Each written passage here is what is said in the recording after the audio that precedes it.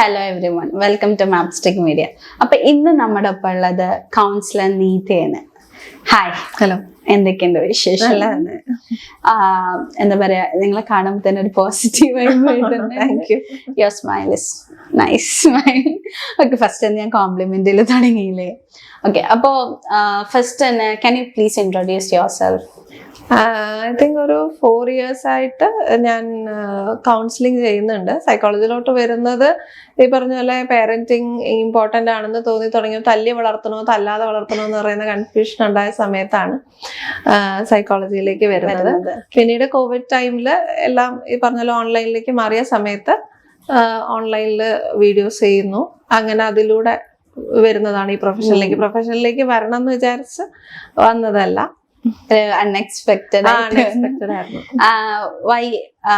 ഇപ്പൊ പൊതുവെ എല്ലാരും സൈക്കോളജി പഠിച്ചവരോട് ചോദിക്കാറുണ്ട്, വൈ സൈക്കോളജി, എന്തുകൊണ്ട് അത് ചൂസ് ചെയ്യാൻ കാരണം? അതെ, അപ്പോ അതാ ഞാൻ പറഞ്ഞ ഇത് പറഞ്ഞ പോലെ കുഞ്ഞുങ്ങളെ വളർത്തേണ്ടത് എങ്ങനെയാണ് എന്ന് പറയുന്നത് അന്വേഷണം ചെന്നെത്തുന്നത് സൈക്കോളജി എന്ന് പറയുന്ന വിഷയത്തിൽ. കാരണം പലരോടും ചോദിക്കുമ്പോൾ പല ഉത്തരങ്ങളാണ്.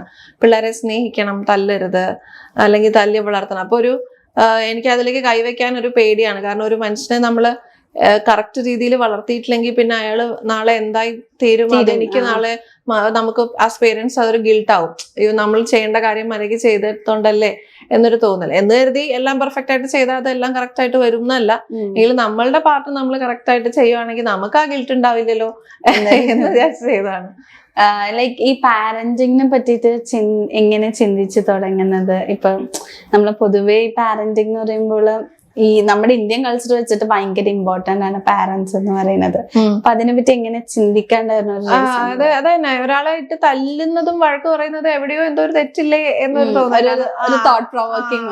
അങ്ങനെ അല്ലല്ലോ, വേദനിപ്പിച്ചിട്ട് ചെയ്യാനാണെങ്കിൽ നമുക്ക് ഭയങ്കര എളുപ്പമല്ലേ അത്. അപ്പൊ അതിന് വേറെ എന്തെങ്കിലും വഴിയുണ്ടോ എന്നാലോചിക്കായിരുന്നു. പക്ഷെ പഠിച്ച് വന്നപ്പോ എനിക്ക് മനസ്സിലായി ശരിക്കും അതിനകത്ത് നമ്മൾ കോംപ്ലിക്കേറ്റ് ചെയ്യുന്നതാണ്. ശരിക്കും പാരന്റിങ് സ്വാഭാവിക രീതിയിൽ ചിന്തിച്ചാൽ നമ്മള് വിളിച്ചിട്ടാണ് ഈ ലോകത്തിലേക്ക് ഒരു പുതിയ ആള് വരുന്നത്, ഒരു കുട്ടി. അല്ലാതെ വീട്ടിലേക്ക് നമ്മൾ വിളിക്കാതെ കയറി വന്ന ആളല്ല. അപ്പൊ വിളിച്ച് കയറി വരുന്ന ഒരു ഗസ്റ്റിനെ നമ്മൾ പൊതുവിൽ എങ്ങനെയാ ട്രീറ്റ് ചെയ്യുക, അതുപോലെ അങ്ങ് ചിന്തിച്ചാൽ മാത്രം മതി. ഇത് അത്ര വലിയ റോക്കറ്റ് സയൻസ് ഒന്നും അതിലില്ല.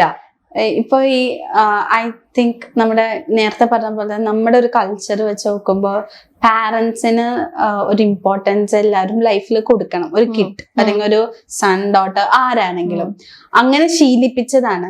അത് ശരിക്കും ഒരു ഇപ്പൊ അവരെ അനുസരിക്കണം, അവര് പറയുന്നതിനപ്പുറം നടക്കുക, അങ്ങനെ ഒരു ശീലമാണല്ലോ നമ്മൾ പൊതുവെ കാണാറ്.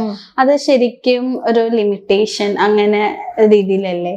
അങ്ങനെ നമ്മൾ ഡിസിപ്ലിൻ ചെയ്യുമ്പോൾ സംഭവിക്കണം എന്താ വെച്ച് കഴിഞ്ഞാല് ഈ ഓർഡേഴ്സ് ഇല്ലാണ്ടാവുന്ന ദിവസം ഈ കുട്ടികൾക്ക് എന്ത് ചെയ്യണമെന്ന് അറിയില്ല എന്നുള്ളതാണ്. നമ്മൾ പൊതുവെ ഒരാൾ പറഞ്ഞത് മാത്രം കേട്ട് ശീലിച്ച് വളർന്നു കഴിയുമ്പോൾ ഈ പറയുന്ന ആൾക്കാർ പെട്ടെന്ന് ലൈഫിൽ നിന്ന് ഒരു ദിവസം ഇല്ലാണ്ടാവും. അച്ഛനും അമ്മയ്ക്കൊക്കെ ഒരു ദിവസം മരിക്കണം. പൊതുവെ പ്രായത്തിന്റെ ഇത് വെച്ച് നോക്കുകയാണെങ്കിൽ അവരായിരിക്കും ആദ്യം മരിക്കുന്നത്. അപ്പൊ അങ്ങനെ കഴിയുമ്പോഴത്തേക്ക് കുട്ടികൾക്ക് ഒറ്റയ്ക്ക് പിന്നെ ഈ ലോകത്ത് ചിലപ്പോൾ സർവൈവ് ചെയ്യാൻ പറ്റില്ല. കാരണം അവരെ ഇൻഡിപെൻഡന്റ് അഡൽട്സ് അല്ല ആക്കിയിരിക്കുന്നത്. എന്ത് ചെയ്യണം, അവരെന്ത് ചെയ്യണമെന്ന് കൃത്യമായി പറഞ്ഞു കൊടുക്കുന്ന ഒരു മാനുവൽ ഉണ്ടാക്കിയിട്ടിട്ട് അവരെ വളർത്തുകയാണ് ചെയ്യുക. അവര് കല്യാണം എന്തിനാ കഴിക്കണേ, കുട്ടി എപ്പോഴും ഉണ്ടാവേണ്ടത്, ഇതെല്ലാം പറഞ്ഞു കൊടുക്കുന്നത് പേരൻസ്. അതെ. അപ്പൊ അത് ഒരു പരിധി ഒരു സമയം കഴിയുമ്പോൾ ഇവര് ടോട്ടലി അവരെ ഡിപ്പെൻഡ് ചെയ്ത്, കാരണം അവരുടെ സ്വന്തം തല അവർക്ക് ആവശ്യമില്ല, എല്ലാം പറഞ്ഞു കൊടുക്കാൻ ആളുണ്ടല്ലോ. അപ്പൊ അതുകൊണ്ട് അവർ ചിന്തിക്കുന്നില്ല, തീരുമാനങ്ങൾ എടുക്കുന്നില്ല, ഒന്നും ബിഹേവ് ചെയ്യാൻ പഠിക്കുന്നില്ല. അപ്പൊ ഈ പെട്ടെന്ന് നമ്മൾ ആ സാധനം എടുത്ത് മാറ്റുമ്പോൾ നമുക്ക് എല്ലാവർക്കും ആ പ്രശ്നം വരും. എങ്ങനെയാ ഒരു തീരുമാനം എടുക്കേണ്ടത്, എന്തൊക്കെ ആലോചിച്ചിട്ടാണ് ഒരു തീരുമാനം എടുക്കേണ്ടതെന്ന് നമുക്കറിയില്ല. കാരണം ഇത് വേറെ ആരോ നമുക്ക് വേണ്ടി ചെയ്തു തന്നിരിക്കുകയാണ്. ആ പ്രശ്നം അവിടെ ഉണ്ടാവും. അപ്പം ഇത് പാരന്റ്സ് ഒന്ന് ചിന്തിക്കേണ്ടത്, നിങ്ങൾ എന്ത് ഉദ്ദേശിച്ചിട്ടാണ് ഒരു കുട്ടീനെ വളർത്തുന്നത്?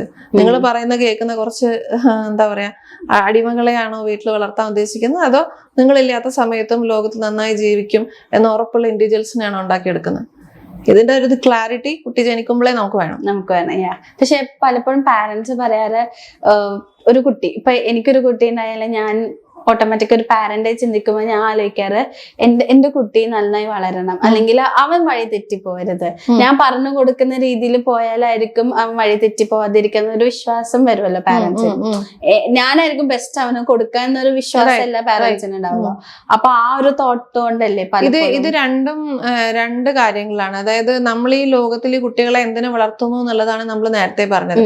ഡിസിപ്ലിനിങ് അപ്പോഴും പാരന്റ്സിന്റെ കയ്യിൽ തന്നെയുള്ള ഉത്തരവാദിത്തം തന്നെയാണ്. അതായത് എനിക്ക് കൊച്ചു ലോകത്തിലേക്ക് വരുമ്പോൾ ഇപ്പൊ ഒരു എക്സാമ്പിൾ പറയുകയാണെങ്കിൽ അതിന് റോഡ് ഏതാ പാർക്ക് ഏതാന്ന് അറിയില്ല.